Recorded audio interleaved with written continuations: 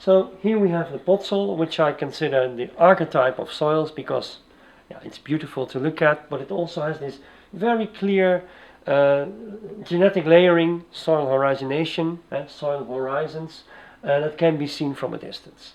And it's a very sandy soil with a very low buffering nutrient reserve, almost no nutrient reserve. And one of the striking features, well, there are more striking features, but is this very bleached zone in the top of the mineral part.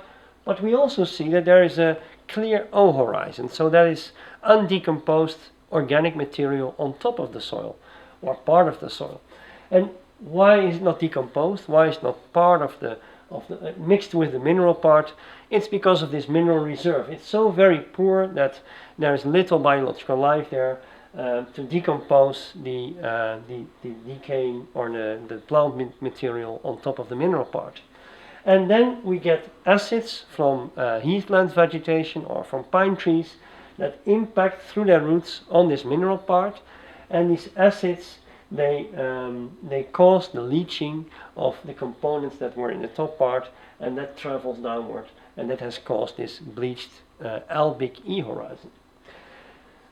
Lower in the profile, where there's a pH difference and maybe a hydrological difference of water in the profile, then the components that have leached down, which are iron components, aluminum, but especially also organic components, they precipitate in the lower part, and then ultimately with time, as soil forming processes continue, this layer will thicken, but also will travel downward.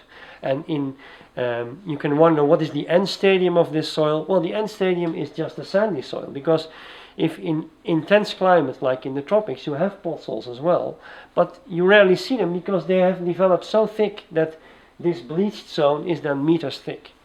So that's the podzol.